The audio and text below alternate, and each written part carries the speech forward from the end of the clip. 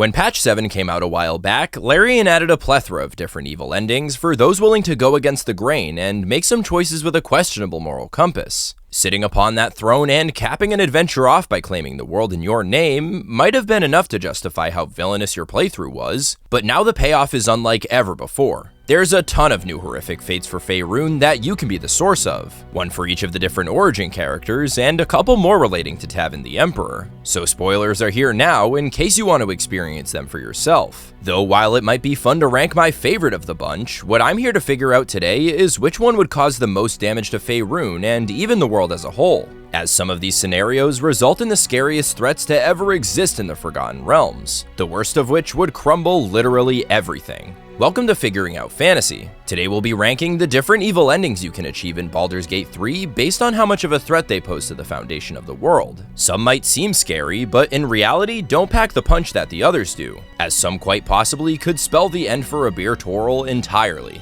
Make sure to let me know which one of these evil endings you enjoyed the most, as it's pretty hard for me to pick my favorite. And before we get into the rankings, I want to shout out today's sponsor, Manta Sleep. I've worked with these guys before, and I'm stoked to be able to show them off to you all again, because my Manta Sleep mask has been a staple for me in getting a perfect night's rest lately. I even recently switched over to the silk model they offer, and there is nothing like the cool, relaxing feel when you finally put it over your eyes to go to bed. The masterly crafted design helps with this too, as it ensures that your eyes never make contact with the mask whatsoever, all while cutting out every bit of light in the area.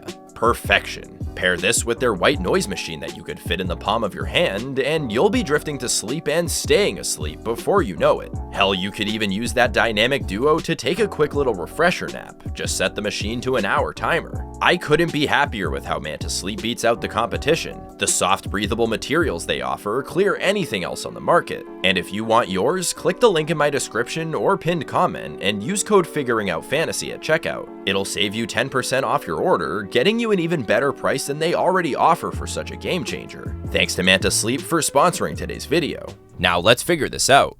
Alright, so none of these endings can really be considered good for the world by any means, but there is one whose conquest might not be targeted at the rest of the continent, or maybe even the entire world in some later cases. Lae'zel's evil ending can almost be approached as entirely unique from the other scenarios, as it really doesn't stray too far from her actual good ending. After overcoming the threat of the Absolute, Lae'zel can choose the dialogue option, "With this power I shall conquer Tu'narath." Queen Vlaakith's reign enters its final days. See what I mean? It's kinda similar to how things originally play out if you progress through her questline properly. But this time around, there's one element present that she would only ever embrace if her mind shifted towards a lust for power at all costs. As the character who we quite easily understood as the staunchest hater of Gake takes on a newly realized perspective.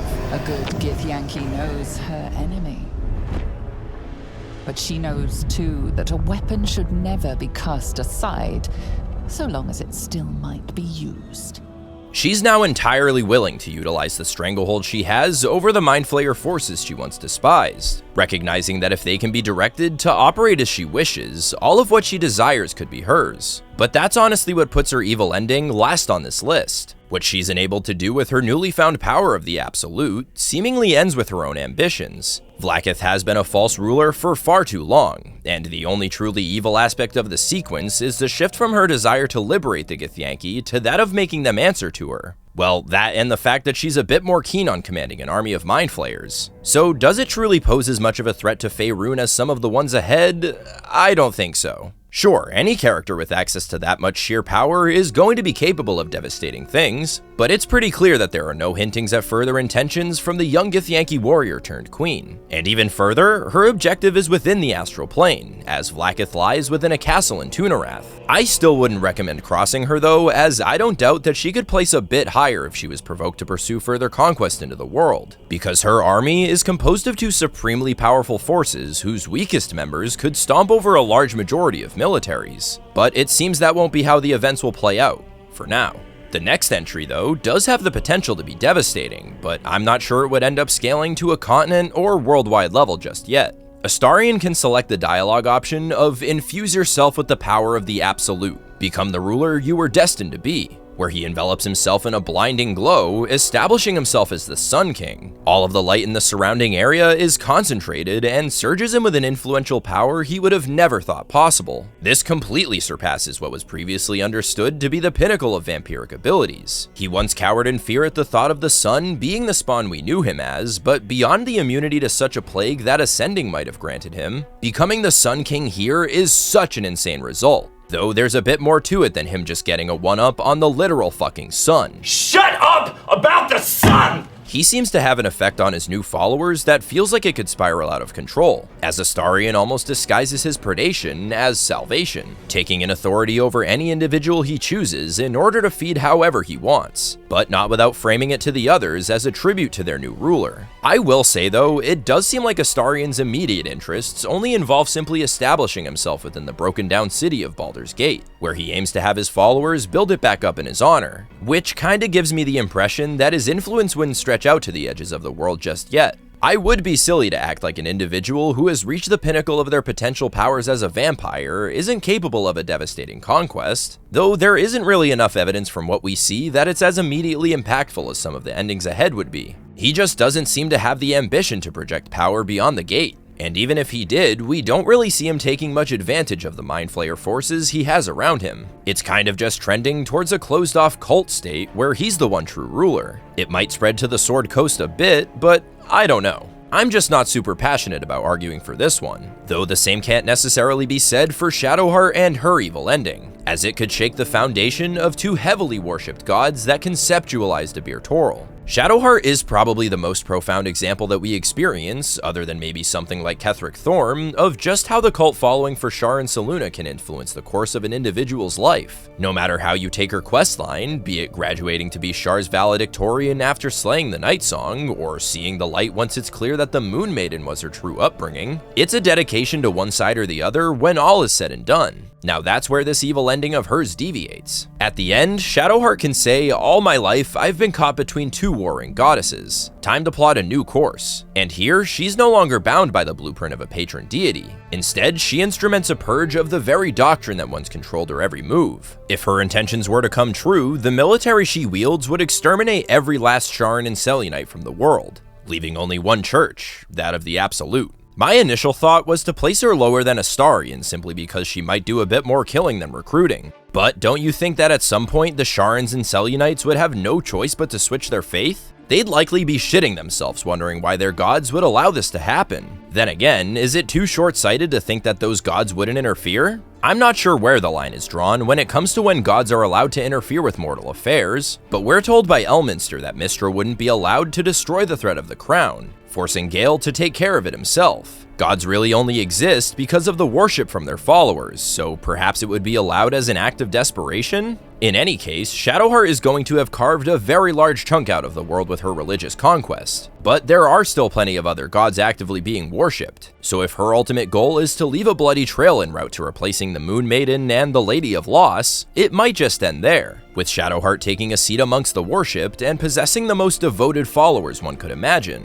That isn't to say that it would be a sure fact that her ambitions wouldn't spread to the world in its entirety, but there's a lot more immediately world-jeopardizing entries on the list, and if we have to assume certain intentions, there are likely others that should go in front. Like the next entry, which could possibly have Wyll sitting on a throne controlling far more than just a harbor city on the coast. No, the Blade has far larger frontiers to face. This is the first example, other than a relatively passive Lae'zel, where it seems like the threat of Mind Flayers is very present in the pursuit of claiming the world. Wyll can choose the option of "I shall rule like no other has before me," as the great unifier, wise leader, and final judge. And it may seem at first like he's just aiming to make his new empire kneel before him, but them bowing is proved to be disguised as their consent to serve in his new Illithid army. It's even stated by the narrator just how wide of a conquest he plans to go on. He's got all of Toril in his sights, and then some. And a couple of the next entries also wield a fleet of Mind Flayers with almost equal amount of ambition to rule the world, so this should be a good measurement as to what damage they can truly inflict on the lands before them. To be entirely honest, there are only a few other examples that I can think of that would be more dangerous than what this conquest brings. The scariest part is just how easily their forces can grow. Any small town they sweep up could be captured instead of killed, leading to immediately competent mind flayers. We saw how dangerous that freshly turned one was in the bottom of the windmill in Rivington, so imagine thousands and thousands of that exact situation where simple countryside citizens are transformed into a powerful military. Now, these tentacle freaks might not be the most threatening enemy that we can think of to carnage the world, but it's the inevitability they bring that's the problem. As long as the Absolute has intentions to take the world, there's a way that they can make it happen. And real quick, do we think Mizora contributes to any of this? We see her standing alongside him in some versions of the end, but it's not told of just what kind of position she holds. There is a scenario where Wyll is outright free from the binding pact he once made to save the city he now controls, but in the event that he eternally bound himself to the contract, would she even have influence over him whatsoever at this point? If Wyll ends up having a sneaky connection to Zariel, now that he's got a world-conquering force behind him, there could be some leaps made that would stretch his domination into the Hells, and that would vault him pretty far up the list. After all, that schemer Mephistopheles had planned to do exactly this himself. Though as much as we can think of deeper hypotheticals, I have less confidence in Wyll than I do in the next two entries when it comes to a baseline. But if I'm being real, these are the tightest contended positions on the list. From the Blade of the Absolute to the next two, it's 3 in a row, all capable of genuinely destroying the foundations of a Beer Toril without a doubt. There's a lot of similar thinking when it comes to these situations, since it's yet another purely illithid force being thrust on a Beer Toril. To start though, I think it's very valid to put Tav above Wyll here, since a created character is essentially a clean slate for infinite possibilities as to what their history is. For all we know, Jimmy Bill Bob from North Dakota has a Tav whose backstory puts Wyll's to shame. But no matter how epic of a history any player's avatar has been crafted from, the Emperor will almost certainly have the edge. See, these two are actually very similar. Ambitious adventurers who discovered the potential of the illithid and came to embrace it. But the only difference is just how long they've been able to wrap their minds around the expansion of possibilities. Now, the exact timeline is quite an inaccurate roller coaster, but there's no doubt that the Emperor had a leg up on our created characters. Yeah, I understand we can become a pure illithid through his assistance, but that doesn't mean much when you look at what Emp's path to get here looked like. The amount of twisting, manipulating, and scheming this guy has been involved in shows that he's learned the potential of what being a Mind Flayer offered, and now he's just taking a stronger grip of it.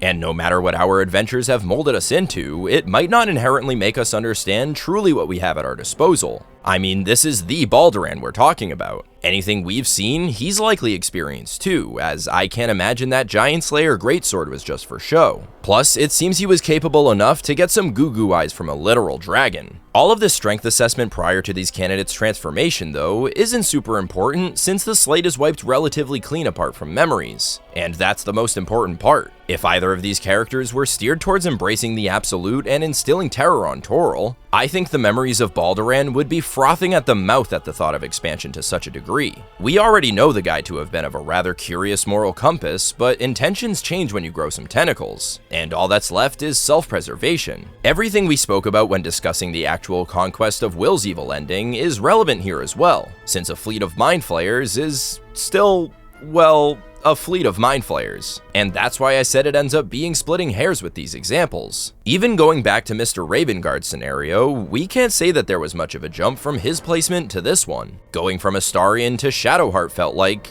yeah, there's definitely some levels to this. But here, I can't find Tav's or the Emperor's endings really giving me a reason to passionately argue for one being more dangerous than another. Though I will stick with my impressions that Tav as a character is much more open-ended, resulting in them being above Wyll, and that the Emperor having Balduran's motivations twisted into the form of an illithid's wet dream outshines both of them. I want to move on to the final 3 evil endings we'll be talking about though, because in addition to being unique from the Absolute's Mind Flayer origins, they're kinda just metal as fuck. And believe it or not, Gale isn't quite the champion here. But maybe there is a scenario where he's absolutely number 1. We'll see. The Wizard of Waterdeep already had some other endings that involved him reaching godhood. All he needed was the crown, so he could take its ability to separate himself from the weave and channel the Karsite magic taking place within the orb. Here, with the backing of an Elder Brain, it's not even just a seizing of Toril, it's conquering the structure of the gods that conceptualized its existence. And he's not stopping at Mystra. By selecting, you destroyed one god, it's time the rest of the heavens shared in the Absolute's fate, it's 100% game over for all of what he once called Beyond the Precipice. If he could even find the last piece of the regalia of Karsus, god after god would have their powers siphoned, and then there would only be him. With evil flowing through his veins and an ambition that one could only dream of, his rule might not look so great for those mortals beneath him, which is why I'm willing to put him this high, but not all the way at the top. Somebody like Gale definitely would want to be worshipped. I mean, we all know what kind of ego he carries. So at the end of the day, I don't think it would necessarily destroy the world, there might just be a new structure for it to exist under. But let's talk about what would vault him into contention for the de facto #1 spot. Could there come a time where it becomes Gale's folly after he absorbs one too many gods? The amount of arcane energy in his chest is no joke, as we see what kind of explosion that it was capable of unleashing if Gale chooses to detonate himself atop the Elder Brain, which honestly felt a little underwhelming compared to what I think it should have actually looked like, but that's beside the point. If he isn't capable of maintaining the responsibility of upkeeping an entire world's religious duties, the explosion that would go off as a result would just... oh my god. No matter what happens with Gale in this ending, it's going to leave the realms as a shell of what they once were, and my little blade singing Gale in my co-op playthrough has definitely been getting some side eyes during the process of making this video. Anyways, there really isn't much that would convince me of an evil ending being worse than the next two. Baal is its own iceberg in terms of his intentions as a god and what vision is seen for the fate of a Bir Toril. So when the Lord of Murder's purest child enters the equation, he recognizes that with the boon of the Absolute, it's his greatest chance to claim the world as he's wanted for so long. But claiming the world wouldn't quite be accurate as to what's really happening here. There's no ruling in this scenario. The only thing on the horizon for the Chosen of Baal in this ending is death. Nothing but them would remain, as shown by the sea of bodies in their imagination. And that imagination is literally what would happen, straight up. I mean, did you see the way those poor Baldurians were slain? Who the hell needs to turn people into mind flayers when you can just lift a finger and stab them from the inside out?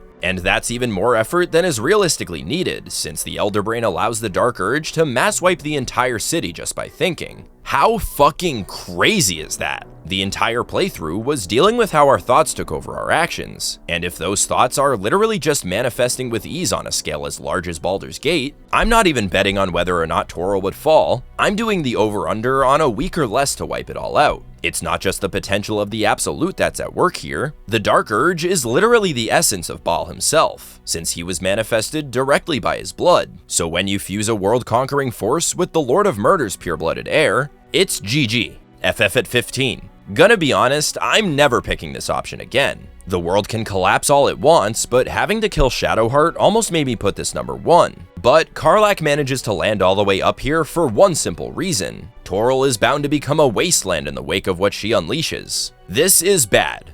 Real bad. Avernus has been led by Zariel in their efforts to keep the ever-present threat of the Abyss at bay, and while she has succeeded in her efforts so far as she commands her Infernal Legion, it's not like she's had everything under complete control. So say if Karlach were to, I don't know, open a rift between this plane and hell, there's no telling of what kind of terror it would unleash. It may seem like the bulk of her forces consist of whatever friends she's made during her time in Avernus, but half of the threats passing through might not even be under her command. There's already some issues in the hells with demons slipping through the cracks of Zariel's efforts to keep them restrained, so if access to the world above was as easy as passing through Karlach's miracle portal, the most chaotic war in all of the realms would almost certainly have a brand new setting to take place in. Cities would find themselves needing to pull out all of the stops in the face of these killing machines, but it's likely that their efforts would be futile, as even if some were able to fend off the threats from both sides, it's undeniable that the landscape around them would be dramatically changed from the new arrival's savage nature. She might be able to control the infernal side a bit, but what is unleashed because of her choices is almost assuredly beyond her authority.